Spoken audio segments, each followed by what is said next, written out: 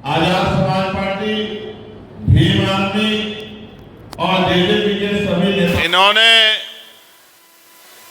एक ऐसी वीरांगना की तस्वीर मुझे दी, भेंट की। मैं इनको विश्वास दिलाता हूं कि जब ये मेरे घर पहुंचेंगे तो वो तस्वीर इनको लगी हुई मिलेगी, क्योंकि वो जो तस्वीर है वो खुद में क्रांति की तस्वीर है। मणि सदगुरु रविदास जी महाराज की देते हैं, भगवान वाल्मीकि महाराज की देते हैं, लेकिन इन्होंने जो आज तस्वीर मुझे भेंट की वो किसकी तस्वीर थी? पक्का बताओ किसकी तस्वीर? फूलन देवी जी, जो कश्यप समाज से आती थी और उनके साथ इतना अत्याचार हुआ, मैंने उनको पढ़ा है। उसने लेकिन अपने गद्दार जिन्हें उनके साथ अत्याचार किए एक एक चुन के उनको मारा, और वो बाद में एक नेता भी बनी, लेकिन उसके साथ घटना कुछ घटी नहीं तो आज हमारे बीच में होती और चंद्रशेखर भाई की तरह वो भी यहाँ पे दहाड़ती। हाँ खड़ी है, अच्छा नहीं लग रहा है, कोई कुर्सी पे बिठवा दो यार इनको। बस बहुत अच्छा, धन्यवाद धन्यवाद, बहुत धन्यवाद। कि समय आदमी को सिखा देता है और बाकी जो अपने मन में कोई संकल्प कर लेता है तो धीरे धीरे वो हमारे डॉक्टर अशोक साहब को बोलते हुए ये कड़वा समाज को जगाने, समाज में बेटा बनके आपके कर्ज को उतारने काम करूंगा। साथ साथ मैं पुनः आपसे पूछना चाहता हूं, हाथ उठा के बताओ, मेरी और भाई अशोक जी की मदद करोगे नहीं करोगे? बताओ, दोनों हाथ उठाओ, ऐसे ऐसे मुट्ठी बंद करो, मुट्ठी बंद करो, ऐसे दोनों हाथ उठा के बताओ, जगाधरी का एमएलए कैसा हो? आवाज कम आ रही है, जरा जोर से बताओ, जगाधरी का एमएलए कैसा हो? जगाधरी का एमएलए कैसा हो? जगाधरी का एमएलए कैसा हो? जगाधरी का एमएलए कैसा हो? जनता का एमएलए कैसा हो? आवाज दो, आवाज दो।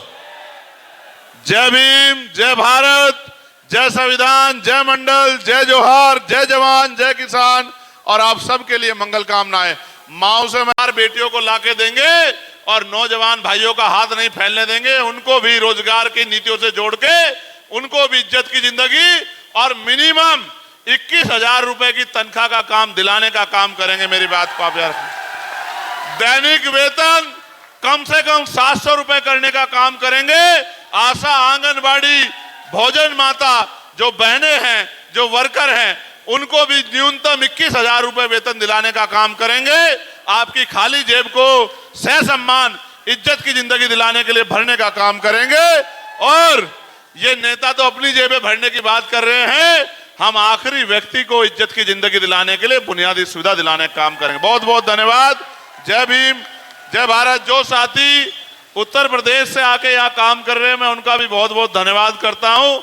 उनसे कहता हूँ कि लगातार मेहनत करें और यहाँ से भी सफलता दिला के लौटे। बहुत बहुत धन्यवाद। जय भीम, जय भारत। शायद आप उसके सामने रखेंगे आपके क्षेत्र की, आपके परिवार की, आपके विकास की, आपके लिए योजनाओं की, तो वो विधानसभा में जाके उन समस्याओं को उठाएगा और आपकी उन समस्याओं का हल करा के देगा। इसलिए आप वोट करते हैं। दूसरा, अगर आप वोट नहीं करोगे तो इस देश में लंबे समय तक वोट का अधिकार सब लोगों के पास नहीं था। जब वोट का अधिकार बाबा साहब ने दिलाया, उससे पहले चंद पैसे वाले लोग वोट का अधिकार रखते थे। जब बाबा साहब ने वोट का अधिकार सबके लिए मांगा तो कोई कहता कि ये दलित, पिछड़े, किसान, कमजोर वर्ग के लोग वोट के अधिकार का क्या करेंगे, ये वोट लेके कहां जाएंगे, ये वोट किसको देंगे, ये कुर्सी पे क्यों बैठेंगे। तो बाबा साहब ने कहा कि लोकतंत्र तब तक लोकतंत्र नहीं बनेगा जब तक अंतिम व्यक्ति को भी वोट। भाई इंतजार अली गुजर जी जो यमुनानगर से प्रत्याशी हैं, हमारे नेता कमल ब्राड़ा जी, राजेंद्र कश्यप जी, अंकित छचरौली जी, रिजवान भाई, वाजिद भाई, परमानंद जी, गुरविंदर तेजली जी जो जेजेपी के जिलाध्यक्ष हैं, डॉक्टर सुभाष कश्यप जी, राजेंद्र कुमार जी, बंटी भाई, एडवोकेट मुनव्वर भाई, सीमा जी, बेबी जी, रितु जी, महेंद्रो देवी, राजन भाई, कुणाल भाई, हनी भाई, सुरजीत भाई और नितिन वर्मा जी का धन्यवाद, क्योंकि लड़ाई बहुत लंबी है और आपके आशीर्वाद से ही लड़ी जाएगी। जो का भविष्य तय करता है, आपके क्षेत्र की और आपके प्रदेश की तरक्की तय करता है।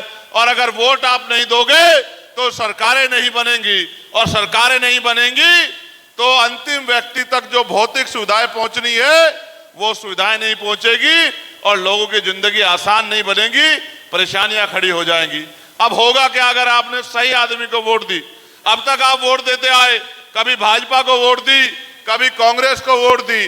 भाजपा को वोट दी तो उन्होंने किसानों के खिलाफ कानून बना दिए, किसानों को आवाज उठाने पर लाठियों से पीटने का काम किया।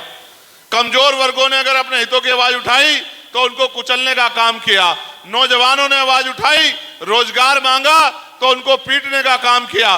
पहलवान बेटियों ने जुल्म के खिलाफ लड़ाई लड़ी तो पहलवान बेटियों को घसीटने का काम किया।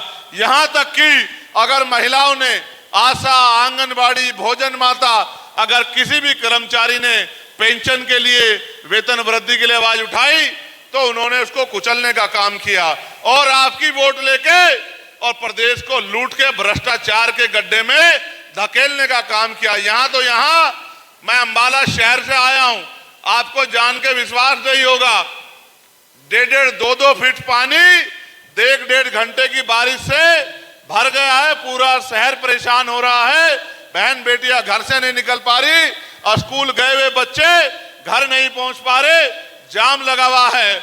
और कब? जब वहां के मंत्री जी परिवहन मंत्री हैं और 5 साल से विधायक हैं और पिछले 5 साल भी विधायक थे।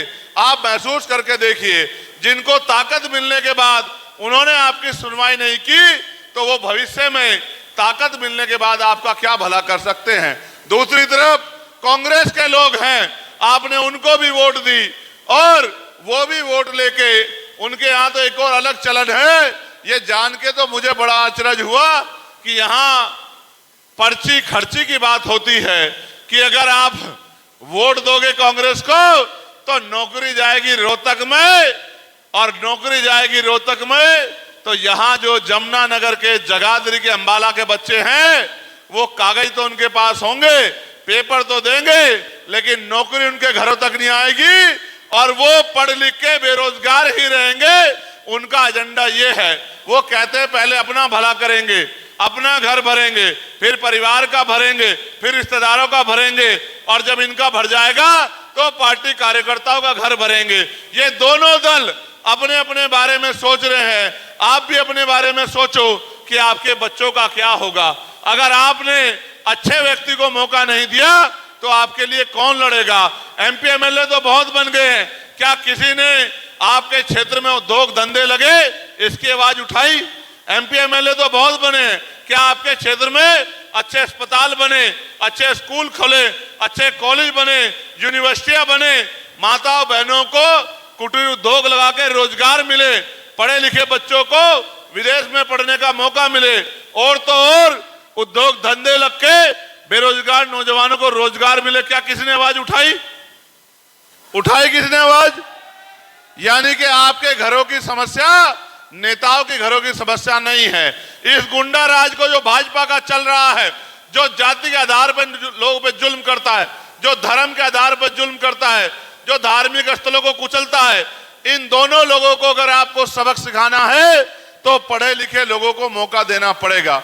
वो पढ़े लिखे लोग, जब अशोक भाई को टिकट दिया गया तो पुराने बहुत सारे नेताओं ने मजाक उड़ाई कि बताओ भाई, अब ये कश्यप समाज का भी आदमी एमएलए बनके कुर्सी पे बैठेगा। ये कश्यप समाज के लोग कब से एमएलए बनने के बारे में सोचने लगे हैं। मेरे तक भी बात आई, मुझे कहा गया टिकट बदल दो। ये कश्यप समाज के लोग, इन्होंने तो अभी सही तरह से सरपंची भी नहीं देखी है, विधानसभा में कैसे जाएंगे। मैंने ये कहा कि आपके इस घमंड को इस बार जगाधरी में रहने वाला कश्यप समाज ये वोट की चोट से तोड़ के दिखाएगा। मेरी बात को आप याद रखना। और कश्यप समाज ही नहीं, मैं अपने पूरे पिछड़े समाज से कहना चाहता हूं। सोमनाथ प्रजापति जी हमारे नेता हैं, बैठे हैं। प्रजापति समाज के लोग, पाल समाज के लोग, सैनी समाज के लोग, गुर्जर समाज के लोग, जाट समाज के लोग, शेड्यूल कास्ट की सब जातियों के लोग अगर इस अहंकार को इनके नहीं तोड़ेंगे तो कल कोई भी आदमी हिम्मत करके आपके बीच का खड़ा नहीं हो पाएगा। आज मौका आन पड़ा है। जिस तरह से हमेशा आपने मेरी एक आवाज पे यहां से लेके दिल्ली तक, सहारनपुर तक, चंडीगढ़ तक हमेशा मेरी ताकत बढ़ाने का काम किया, वो ताकत जो सड़कों पे आपने मुझे दी, उसी ताकत को जब वोट के रूप में आपने बदला और नगीना से मुझे एमपी बना के भेजा, तो बताओ पार्लियामेंट में आपके हितों के लिए आवाज उठाई या नहीं उठाई? बताओ बताओ, पार्लियामेंट में आपके एमपी से ज्यादा कोई बोलता है क्या? कोई आपके एमपी को डरा सकता है क्या? कोई आपकी आवाज को दबा सकता है क्या? बताओ, माओ बहनों के सम्मान की लड़ाई लड़ी या नहीं लड़ी? देखो, जब मैं सड़कों पे था तो जेल भी जाता था, 16 महीने नहीं डरता था। मैंने मुकदमे भी झेले, लाठियां भी खाई, और जब इससे आगे बढ़ के मैंने संकल्प कर लिया कि डरूंगा नहीं, सेवा करूंगा, तो गोलियां भी खाई। ये गोलियां मेरा रास्ता नहीं रोक सकती, ये लाठियां मुकदमे नहीं रोक सकती।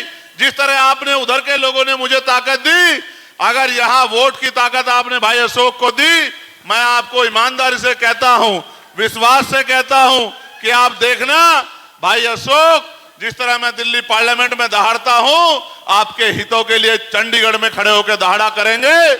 और आपको घर में बैठ के गर्व होगा कि इस बार हमने एमएलए बड़ा बहादुर चुना है। और आप ये देखो, जिस तरह के हालात है, ना कांग्रेस की हवा है ना भाजपा की हवा है, जेजेपी एसपी के लोग मजबूती से मेहनत कर रहे हैं। हो सकता है सत्ता की चाबी हमारे हाथ में हो, तो आज का आपका एमएलए हो सकता है कल मिनिस्टर बन के आपकी सेवा करे और आपके क्षेत्रों में काम धंधे रोजगार और आपकी जो समस्या है उनका हल करे। यहाँ के प्रशासन पुलिस को भी मुझे कहना है, यहाँ नशे का कारोबार बड़ा फल फूल रहा है और माए बहनें घरों में परेशान रहती है। नौजवान बच्चा जिसको प्रदेश और देश की सेवा करनी है, वो नशे में डूब रहा है। माओ बहनों को चिंता है कि ये नशे का कारोबार बिना पुलिस के समर्थन के, बिना सरकार के समर्थन के फलता फूलता नहीं है। तो मैं पुलिस के लोगों से भी और प्रशासन के लोगों से भी कहना चाहता हूं कि सारे कर्मचारी तो बुरे नहीं होते, हम तो पुलिस के अधिकारियों की, कर्मचारियों की लड़ाई भी लड़ते हैं। लेकिन अगर आप इस तरह से इन नशाखोरों का समर्थन करोगे या इनकी मदद करोगे, तो फिर आपके खिलाफ भी सख्त कार्रवाई आने वाले कल में हम लोगों को करवानी पड़ेगी, जिसके बाद दोबारा कोई अधिकारी कर्मचारी अपने निजी स्वार्थ के लिए दूसरों के घरों को उजाड़ने का काम नहीं करेगा। सम्मानित साथियों, अगर लोकतंत्र में हमारे पास हथियार है तो वो वोट का हथियार है। आप 10 रुपए का सामान खरीदोगे और सामान में कोई कमी हुई तो वापस दुकान पे जाके दुकानदार से कहोगे कि भैया तेरा सामान खराब है, ये सामान बदल के दूसरा सामान दे दे। अगर वो नहीं मानेगा तो भारतीय संविधान ने, कानून ने आपको अधिकार दिया कि आप कंज्यूमर कोर्ट चले जाओ और उसके खिलाफ कंप्लेन कर दो और उसको मुआवजा जो है देना पड़ेगा। लेकिन जब आप करोड़ों रुपए से कीमती वोट को एक बार डाल देते हो तो 5 साल वो नेता आपकी सुनवाई भी ना करे, आपकी बस्ती में भी ना आए, आपसे मिले भी नहीं, आपकी आवाज भी ना उठाए, धोखा भी दे दे, तो आप उसका कुछ नहीं कर सकते। 5 साल बाद उसके खिलाफ वोट डाल सकते हो। मैं आपसे कहना चाहता हूं, किसी के खिलाफ और किसी के विरोध में नहीं, अपनी ताकत बनाने के लिए वोट डालिए। क्योंकि मैं फिर दोहराता हूं, आप 10 रुपए का सामान लेने जाओगे, 4 बार सामान को देखोगे, सामान खराब तो नहीं है, सामान पुराना तो नहीं है, सामान का पैकेट फटा हुआ तो नहीं है, माल पूरा है या नहीं है। लेकिन करोड़ों रुपए से कीमती वोट डालने के लिए जाते हो तो एक बार नहीं देखते कि जिसको वोट दे रहे हैं ये आपके लिए कभी खड़ा हो जाएगा नहीं हो जाएगा, आपकी लड़ाई लड़ेगा नहीं लड़ेगा, आपकी मदद करेगा नहीं करेगा, आपके बच्चों को रोजगार दिलाने में और आपकी क्षेत्र की समस्या खत्म करने में आपका साथी बनेगा नहीं बनेगा। आप पैसे वालों को वोट देते हो, ताकत वालों को वोट देते हो, वो वोट लेके घर में चले जाते हैं। वो अपने परिवार के बारे में सोचते हैं, आपके परिवार का क्या होगा। और जिस तरह के हालात हैं, अगर आपको जो सरकार हमारे लोग यहाँ लाने का प्रयास कर रहे हैं, कह रहे हवा चल रही है, उनकी सरकार का नमूना देखना हो तो जरा हिमाचल पे गौर कर लेना कि हिमाचल में किस तरह का जुल्म उन्हीं की सरकार में मजलूमों पे, गरीबों पे, किसानों, कमजोरों पे हो रहा है। मैं तो आपको ये कहना चाहता हूं, आप इतनी ताकत बना दो जेजेपी एसपी की कि सत्ता की ताकत आपके हाथ में रहे, फिर आप देखना कि आपको रोजगार के लिए किसी दूसरे क्षेत्र में नहीं जाना पड़ेगा। किसानों को फसल की दाम के लिए सड़कों पे आंदोलन नहीं करने पड़ेंगे और कोई बहन बेटी के सम्मान के खिलाफ एक शब्द नहीं कह पाएगा। जुल्म करना तो बहुत दूर की बात है। आप मेरा नेचर जानते हो, आपका आशीर्वाद से मैं यहां तक आया हूं। मैं आपसे मदद मांगने आया हूं कि भाई अशोक जी को वोट की ताकत से 5 तारीख को जिताकर भेज देना और अपनी समस्याओं को एक कागज पे लिख के चंद्रशेखर आजाद को दे देना। अभी तो हम लोग शुरू हुए हैं, अभी से घबराहट पैदा हो गई है दलों में, अभी से झूठी साजिशें हो रही है।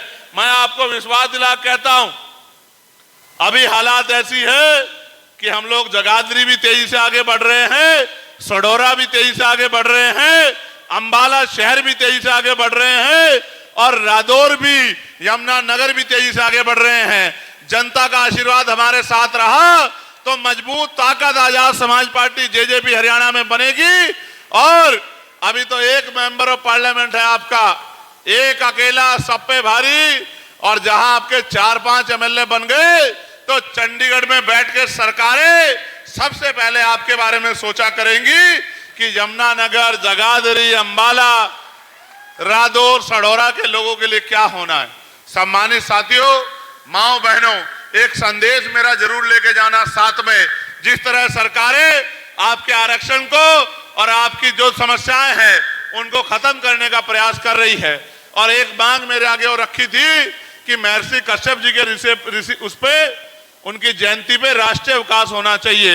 मैं पूरे अपने पिछड़े समाज के लोगों को, कश्यप समाज के लोगों को विश्वास दिलाता हूं कि इस बार पार्लियामेंट में मैं जोर शोर से इस आवाज को उठाऊंगा कि कश्यप, महर्षि कश्यप जयंती पे राष्ट्रीय अवकाश होना चाहिए। साथ साथ मैं आपको यह भी कहना चाहता हूं, आज आप हजारों की संख्या में यहाँ जुटे हो और आप भरोसा करके यहाँ आए हो। आपकी जेब में मोबाइल फोन है, इस मोबाइल का प्रयोग करना। आपकी विधानसभा में, आपके जिले में आपके रिश्तेदार रहते हैं, दोस्त रहते हैं, सहयोगी रहते हैं। कहीं बेटी की ससुराल है, कहीं बेटे की ससुराल है, कहीं मासी रहती है, कहीं बुआ रहती है।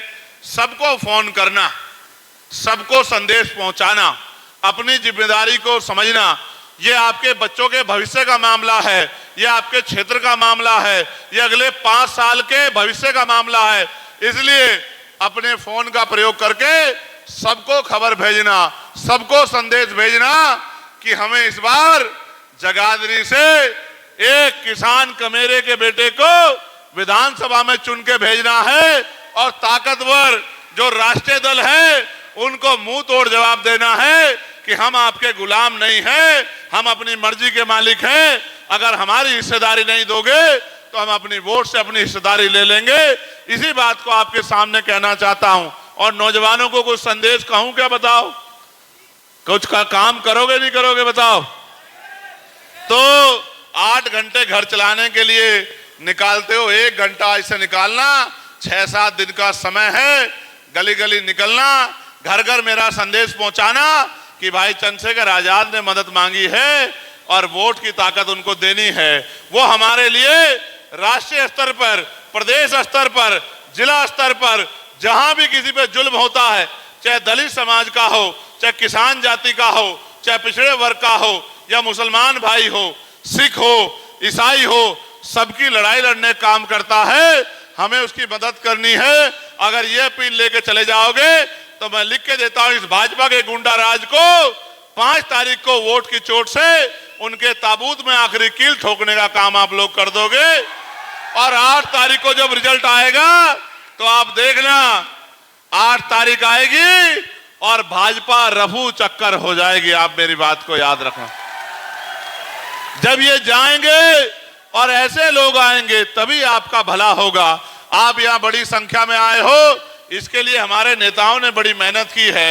मैं अपने सभी नेताओं का भी बहुत बहुत धन्यवाद देता हूं और उनसे अपील करता हूं कि वो आने वाले समय में इस क्षेत्र की सेवा का संकल्प लेके आज के बाद मैदान में उतर के काम करेंगे।